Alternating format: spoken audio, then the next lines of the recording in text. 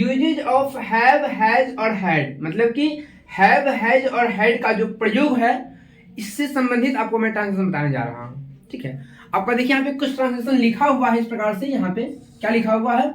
मेरे पास एक किताब है, राज के पास एक कलम है, साहिल के पास समय है, मेरे पिताजी नौकर रखते हैं। ठीक है, तो इस प्रकार का जो भी ट्रांसलेशन होगा वो किस प्रकार से बनाया जाता है, ये अभी मैं आपको बहुत ही सरल तरीके से एकदम बेसिक से बता रहा हूं।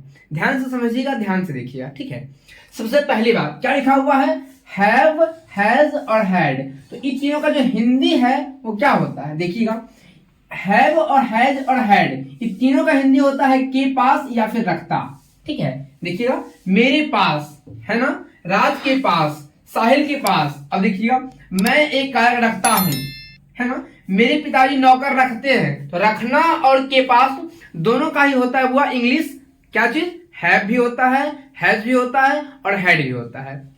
लेकिन आपको ट्रांसलेशन में ये समझना होगा कि हम कैसे ट्रांसलेशन में हैव लगाएंगे, कैसे ट्रांसलेशन में हैज लगाएंगे और कैसे में हैड लगाएंगे। ठीक है, तीनों का प्रयोग अलग अलग तरीके से अलग अलग जगह होता है। ठीक है, तो तीनों के प्रयोग को समझिएगा, कहां कहां किसका प्रयोग होगा। बहुत ही ध्यान से देखिएगा, बारीकी से देखिएगा, ताकि कहीं कुछ छूटे ना। क्लियर? देखिए बाबू, क्या लिखा हुआ है? हैव का जो प्रयोग है और हैज का जो मतलब लिखा हुआ प्रयोग, इन दोनों बारे में बताया गया है कि हैव जो लगता है सो आई में लगता है, आई मतलब मैं। ठीक है, वी में भी लगता है, वी का पूरा हिंदी होता है हम और फिर हम लोग। जबकि यू में भी लगता है, यू मतलब होता है आप लोग, तुम लोग।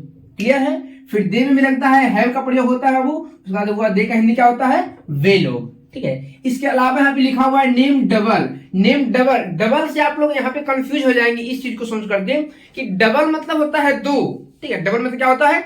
दो। बट मैं आपको यहाँ पे दो नहीं बता रहा हूं, मैं कह रहा हूं क्या चीज? डबल कहने का अर्थ हुआ एक से अधिक, एक से अधिक। जैसे कि वहां पे ट्रांसलेशन अगर हिंदी अनुवाद ऐसा हो गया, राम श्याम और घनश्याम के पास समय है, तो राम श्याम और घनश्याम तीन नाम हो रहा है ना। यहाँ क्या लिखा हुआ है? Name double. अब डबल से मीनिंग डबल मतलब दो मत लगाइएगा, डबल मतलब एक से अधिक सोचिएगा। ठीक है, तो अगर ऐसा ट्रांसलेशन भी आएगा तो आप वहां पे भी क्या लगाइएगा? हैव का ही प्रयोग कीजिएगा। ठीक है, अब इसके अलावा कुछ ऐसा भी ट्रांसलेशन होता है जैसे कि उसके पास एक घोड़ा है ना, वह एक हाथी रखता है। तो यहाँ पे क्या होगा? वह मतलब वह एक हाथी रखता है, वह का इंग्लिश क्या होता है? ही, है ना। तो ही में क्या लगता है? हैज लगता है, हैज, एच ए एस। ही है, एस एच ई सी है, इट है और फिर नेम सिंगल है। नेम सिंगल मतलब अकेला नाम। ठीक है, जब भी किसी अकेले नाम की बारी आए, जैसे कि देखिए यहाँ पे लिखा हुआ है राज के पास एक कलम है, राज एक अकेला नाम है ना। साहिल के पास समय है, साहिल अकेला नाम है। तो जहां पे नाम अकेला होगा वहां पे हम लोग लगाएंगे हैज का प्रयोग। ठीक है, अब देखते हैं कि एक ई बचा हुआ है हैड, ये क्या होता है? हैव और हैज तो हो गया, क्योंकि आई वी यू दे नाम डबल में चला गया हैव। ठीक है, इसके अलावा है ही सी इट और नेम सिंगल में हो गया हैज। ठीक है, अब इसके अलावा कुछ बच कहाँ रहा है जहां हम लोग हैड लगाएंगे? तो मैं बता दूं कि हैड का प्रयोग देखने के लिए क्या होता है। देखिए, ट्रांसलेशन सिर्फ ऐसा ही नहीं होता है कि मेरे पास एक किताब है, ट्रांसलेशन ऐसा भी होता है मेरे पास एक किताब था, है ना, राज के पास एक कलम था, साहिल के पास समय था, मेरे पिताजी नौकर रखते थे। तो जहां पे भी बात आएगी था, थे, थी का, है ना, वहां पे आपको ये नहीं देखना है कि ही है, सी है, इट है, नेम सिंगल है, नेम डबल है, आई है, वी है, यू है, दे है, मेरे पिताजी हैं, उसके पिताजी हैं, उसके नौकर है, मेरा दुश्मन है, मेरी माँ है, मेरी बहन, कुछ भी हो वहां पे सिर्फ और सिर्फ हैड लगाएंगे। ठीक है, हैड जहां भी आपको दिखेगा, जैसे कि मेरे पिताजी एक गायक रखते थे, मेरा भाई एक किताब रखता था, मेरी माँ एक नीली साड़ी रखती थी। तो ऐसा जब भी आएगा, ठीक है, जब भी कुछ जैसा हो गया, मैं एक घोड़ा रखता था, मेरे पास एक कलम थी, तो जब भी आएगा ऐसा बाड़ी, ठीक है, वहां पे कुछ देखना नहीं आपको कि क्या लग रहा है, आई है कि वी है कि यू है कि दे है, कुछ भी नहीं, सिर्फ था, थे, थी है, मतलब हैड लगेगा। ठीक है, चलिए, तो आपको ये सारी बातें समझ में आ गई होगी। एक बार फिर से मैं रिवीजन कर दूं, क्या चीज कि हैव, हैज और हैड तीनों का हिंदी होता है बाबू के पास या फिर रखता। अगर आप लोग छापना चाहते हैं, अगर आप लोग इसको कॉपी करना चाहते हैं तो आराम से कॉपी कर सकते हैं। सबसे पहले आपको यही उतारना होगा, यूजेज ऑफ हैव, हैज और हैड। तो हैव, हैज और हैड तीनों का हिंदी होता है के पास या फिर रखता। ठीक है, अब हैव है और हैज है कहां कहां लगता है, देखिए हैव का प्रयोग यहाँ पे लिखा हुआ है और हैज का प्रयोग यहाँ पे लिखा हुआ है। अब इसके अलावा इस प्रकार से तो मैं आपको बता पाया हूं सिर्फ कि हैज कहां लगता है और हैव कहां लगता है। ठीक है, अभी ऐसे में बहुत सारा ट्रांसलेशन आता है बहुत सारे सेंटेंस में, जैसे कि मैं आपको सबसे पहले बता दूं अफर्मेटिव सेंटेंस के बारे में। अफर्मेटिव सेंटेंस,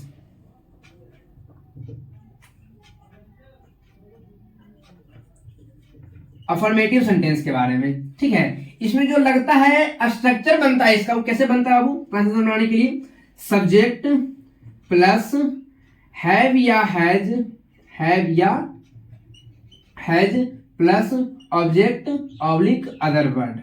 ठीक है, अदर वर्ड रहने पर आप ऐसा प्रयोग कर सकते हैं। ठीक है, इसके अलावा अगर आता है ट्रांसलेशन में इस प्रकार से, जैसे कि निगेटिव पॉइंट अगर होगा, समझिए यहाँ पे एग्जांपल से, मेरे पास एक कलम है, यहाँ पे लिखा हुआ है क्या चाहिए, मेरे पास एक कलम है। अगर ट्रांसलेशन में ऐसा बता दूं आपको, मेरे पास एक कलम नहीं है, राज के पास एक कलम नहीं है, साहिल के पास समय नहीं है, ऐसा है, ये सब निगेटिव पॉइंट है।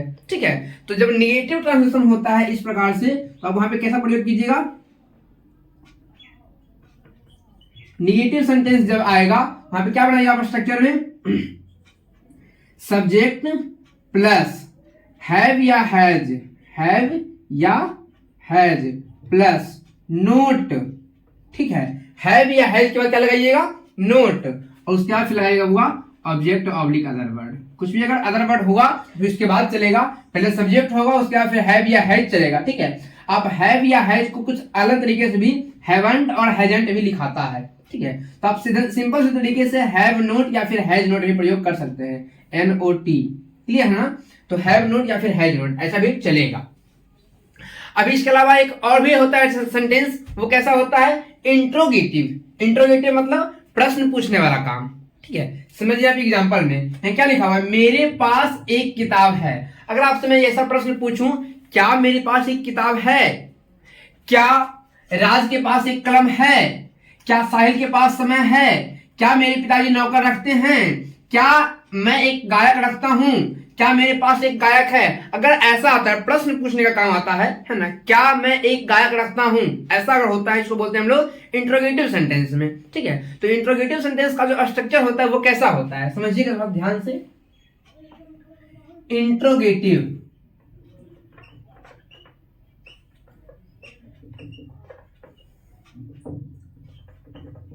सेंटेंस में कैसे होगा, सिर्फ हैव या हैज जो है उसको आप लाइएगा आगे।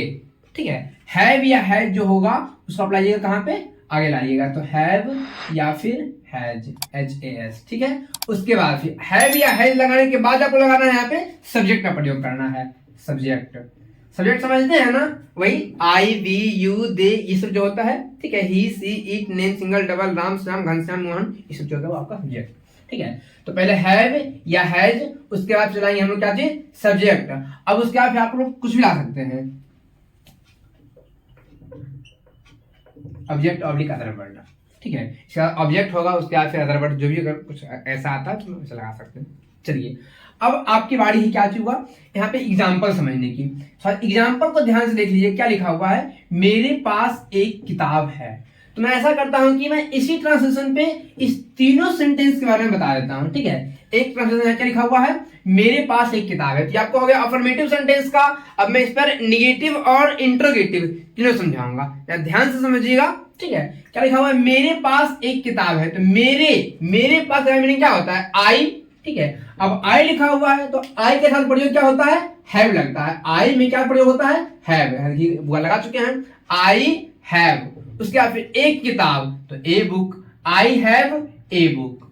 ठीक है, I have a book. Next देख लीजिए, एक और है क्या चीज, राज के पास एक कलम है। राज के पास, राज, तो राज लिख दिया यहाँ पे। अब राज यहाँ पे अकेला नाम है, मतलब कि नेम सिंगल। तो देखिए नेम सिंगल में जो प्रयोग होता है वो क्या लगता है, हैज। क्या लगाएंगे हम, राज हैज एक कलम है, तो a pen, Raj has a pen. ठीक है, इस प्रकार से अन्य जो भी ट्रांसलेशन यहाँ पे हैं इसको आप इंग्लिश मत छापिएगा, सिर्फ हिंदी से सब मतलब इसका इंग्लिश कन्वर्ट कर लीजिएगा, ठीक है, सॉल्व कर लीजिएगा। ओके, अब देखिए बाबू इसमें क्या है कि अगर मैं ऐसा दूं ट्रांसलेशन, मेरे पास एक कलम एक किताब नहीं है, मेरे पास एक किताब नहीं है, तो यहाँ क्या बनाइएगा, मेरे पास एक किताब नहीं है। जैसे सब यहाँ स्ट्रक्चर क्या रहा है, पहले वो बोला है सब्जेक्ट, तो आई, अब आई में लगता क्या चीज है, हैव लगता है, तो आई हैव, तो क्या प्रयोग हो रहा है बाबू, नोट, कहाँ गया निगेटिव का स्ट्रक्चर, आई हैव नोट लगाएंगे बाबू, नोट, आई हैव नोट। अब एक किताब है तो a book, I have note a book, clear है, ठीक है। इसी प्रकार से नेक्स्ट अगला देखिए हुआ, राज के पास एक कलम है, तो राज के पास मतलब कि पहले तो राज यहाँ पे होगा, राज, अब नेम सिंगल है तो नेम सिंगल में क्या लगता है, हैज लगता है, तो राज हैज, ठीक है। क्या होना यहाँ पे होना है, राज के पास एक कलम है, लेकिन मैं अब क्या बता रहा हूं, निगेटिव, ठीक है, तो राज के पास एक कलम नहीं है, Raj has not a pen, Raj has not a pen, ठीक है। नेक्स्ट देखिए क्या लिखा हुआ है अगला, अब इसी में चले वो आप इंट्रोगेटिव के लिए, इंट्रोगेटिव इस प्रकार से इसका, ठीक है, कैसे हो जाएगा इंट्रोगेटिव सेंटेंस में, इसी के लिए बताइए आप ट्रांसलेशन में, मेरे पास एक किताब है, तो मेरे पास एक किताब है ये हो गया आपका अफर्मेटिव, मेरे पास एक किताब नहीं है ये हो गया आपका निगेटिव, और होगा इसका इंट्रोगेटिव में, क्या मेरे पास एक किताब है, तो क्या मेरे पास एक किताब है, इंट्रोगेटिव का जो स्ट्रक्चर क्या था आप उसके अनुसार बनाइए, हैव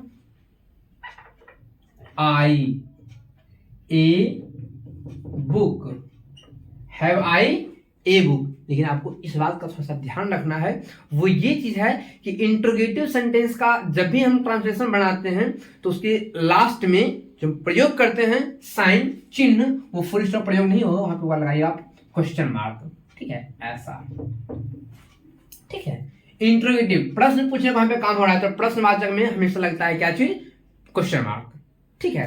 अब आगे क्या चाहिए बाबू, राज के पास एक कलम है, तो ये आपका हो गया अफर्मेटिव, इसका जो निगेटिव होगा तो क्या होगा, नहीं वाला, राज के पास एक कलम नहीं है। अब इसका इंट्रोगेटिव क्या बनेगा, क्या राज के पास एक कलम है, तो क्या राज के पास एक कलम है, हैज